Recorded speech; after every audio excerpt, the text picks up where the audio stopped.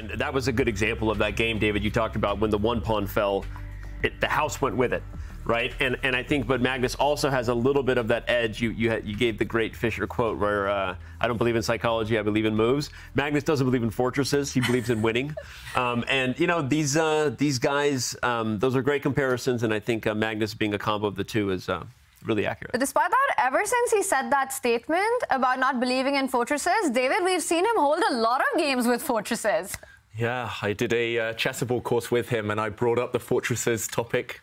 Magnus wasn't happy with me. He was like, stop it, stop it. I know I said it once, but yeah, I think he's got mixed feelings on this now. I think it was a great quote, actually. Yeah. I mean, I know Magnus has defended many games with a fortress, and he sort of said it in jest, and we hold on to things.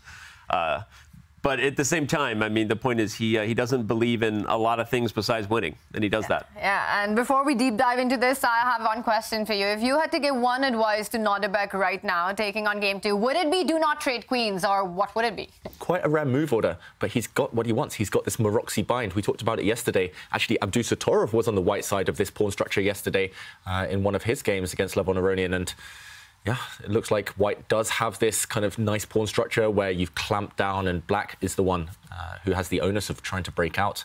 Magnus just moving instantly so far, just looks super confident. I was just about to highlight that because I think the other comparison we can already draw between this game and the second game, Abdusattorov isn't taking time that says like he's lost or anything, but he's not blitzing out the game, right? And he doesn't have more time than he started with, like some of these players will when they're really in prep, or he's not nearly as up on the clock as he was against Aronian. And again, I think it's indicative of the fact that Nodirbek, of course, knows these positions as part of his opening repertoire, but he wasn't expecting it. Move orders he might try, or he'll just castle and prove us wrong. We'll see. But I'm suddenly surprised by how much Magnus is thinking here, and indeed he does this castle. So interesting that he took more than 2 minutes there. Yeah, and eventually deciding that he wants to park his king on the king side. Very logical. And Simon, you highlighted this move, d5. Wherever you go, I might just push my pawn forward again. Here I'm just tempted to take, and it looks like white's pieces, look at them, they're just so centralized, so ready for the action to happen. And this will be, okay, wow. Magnus is being more aggressive right away, leaving nothing to the imagination here. No subtleties in terms of where he puts the pieces. He's all in with f4. E5 is a move you can consider. It looks a bit weird here, though, to be honest. That's really strange because we're on move number 10 right now. And again, black seems to have made all the natural moves, developing the pieces, creating squares for the queenside pieces, bringing the king to safety, while the eval bar does seem to creep up for white. But once again, these kind of positions can be so deceptive. And for black as well, you want to hold. Might sometimes want to jump to c6 to trade off for this piece in the middle because you are cramped, you want to trade pieces. Yeah, he plays knight to d7. It's heading to c5. The other idea you mentioned. Ooh, carry the g-pawn. Love it. He's coming. Love it. This is what we want to see. Just going for the crush. Not messing around, right? Means business. Yeah. Even though a draw is probably fine for Magnus, he's in the lead right now. He wants to win. He wants to end this match as soon as possible. Second game of 4 and g4, g5. I mean, these top players, that's why they're so good. They adapt to the needs of the position. We saw Grinder Magnus in the previous game. Now we're seeing Caveman Magnus. Just impressive stuff. We're going to see him continue advancing those pawns. Yeah, and I mean, the downside of that move, though, you know, the G-pawn, is that you do weaken the white king. Yeah. So at some moment, if white overextends, we talked about it before, those pawns that move forwards, they are your bodyguards. I've said this before, they do look after your king. It's the deep dark forest that we were talking about. Mikhail Tal's deep dark forest of complication, where you bring your opponent out and the path out is narrow enough just for one to get out. And queen to f3, defending that central pawn, very often it does backfire. You sound like you play these positions as black.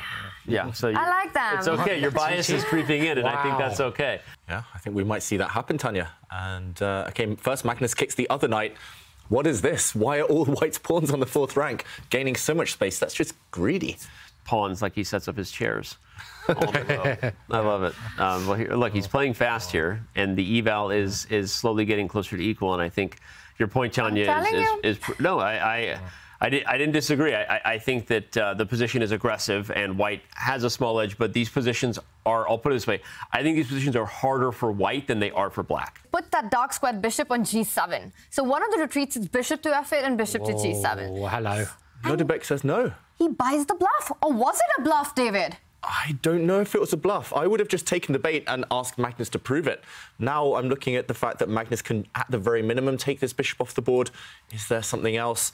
OK, I'm going to dig deep here with our silicon friends. And knight d5, wow. After e takes d5, computer says... Knight 5, yeah. Bang. What? This is beyond most humans' capabilities, but Magnus engines, they see this type of stuff. Another knight lands, and if this knight is captured... The other knight, that is incredible. And the speed with which Abdusattorov refused to take that also shows his understanding of these positions. You can part ways with the dark square bishop, even though you play g6, right? That's a scary thing to do when you've got those holes on the king side, h6 and g7 and f6, all those dark square holes. So he understands that there's no real way for white to take advantage of that. And that's kind of a deep understanding to do that when most people, I think, would be really afraid. Yeah. And Magnus, it feels like you say, Simon, he was trying to be too clever, maybe, and actually trading off one set of minor pieces just makes Black's position look so much more attractive. Visually, Black's, the fact that he's slightly cramped doesn't, well, it's not an issue now, simply. Yeah, it's quite nice as well, Queen d8, isn't it? Yeah, so it's a nice move to make. Yeah, it's kind of a pretty way to... He's done it once before in the game, by the way, Simon. It's on the board. Yeah. There you go. It's good that we got our expert here. I mean, Yeah, thank you, guys. I got your back. Yeah. This e5 move, I want to play f5. And the other expert, Simon versus Tanya. Death match in the hedgehog. It's on. I'm sponsoring the match. We're going to play a thematic match where Simon plays white and Tanya plays black. Yeah, he needs to take them now. I don't understand why you play Queen d8 and then don't Danny, play you're Queen moving the a8. board. Oh, that's not a good thing. I thought I stopped that move. I've made some decent predictions today, but I was just asking for science. I wasn't suggesting, I was asking for science, and now he goes for it. It might backfire for Nodirbek, right? And it's an affliction that all chess players should avoid when you're nervous, and I feel like Nodirbek saw a ghost there, because e5 is a panic move. Yeah. Abdusattorov's kind of given him a helping hand. And, OK, rook f7 looks like he's contorting now to get his pieces over to protect the black king.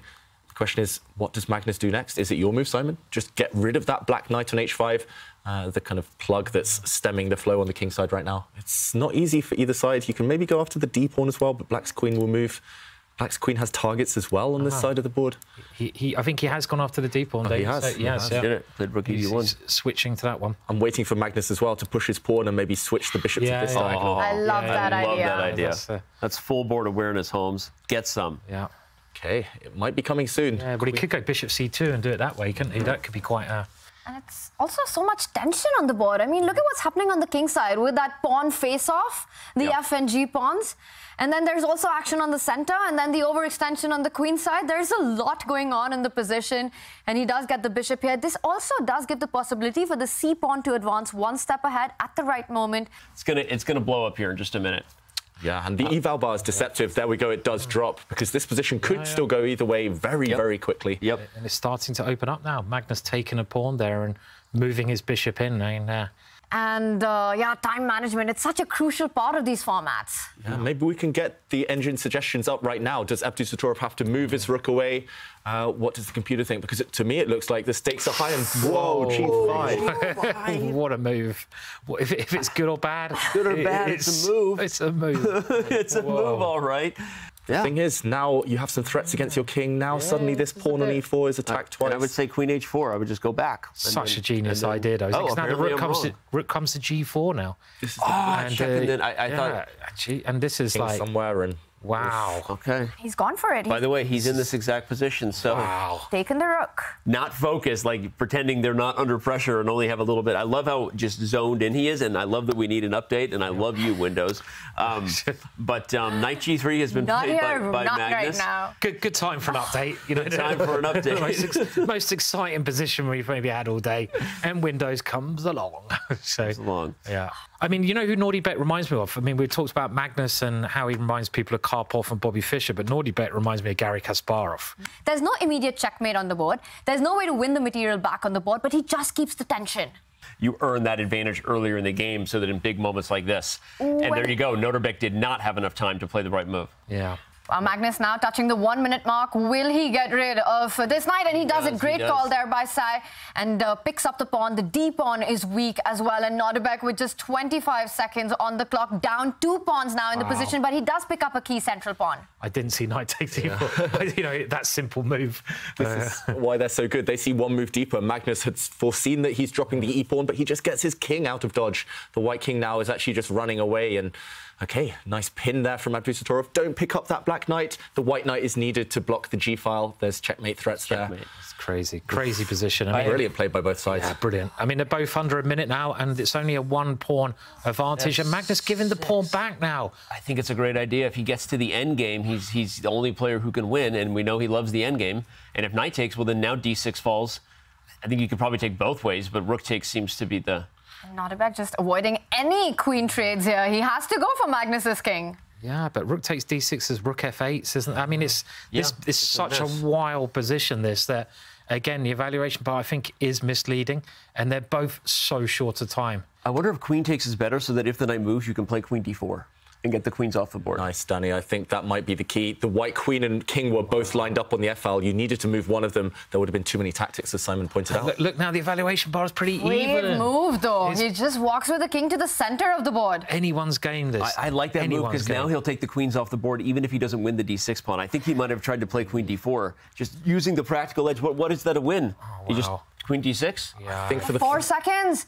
And look at, he reacts. He knows he's made a mistake. Yeah. He goes back. First mistake of the game in terms of practical play there. He just lost a pawn with gain of tempo. But the queen guards g1 now, so knight f5 is on the agenda. Yeah, oh, he's just swapping off. Oh, man. That was a shame. 1 second, and did he get flagged? Oh, under 1 second when he made that move, but it's not going to help him here. 2 pawns down, and he's had to retreat his knight. Attacker's gone. This is a mathematics equation now. Just knight f5 coming in. David. Look at the queen's board geometry. She doesn't guard g1 anymore, but she guards g5. Yeah. So there's no more checks that follow. Although king f1 would have allowed queen h3. So Magnus is very careful 1 second. about that. And this queen d4. Wait, did he make it? Did he make it? He didn't. He lost on time. Yeah, he's losing right here. Wow, and Nodirbek loses on the clock. What a game, what a win, an absolute wild ride there.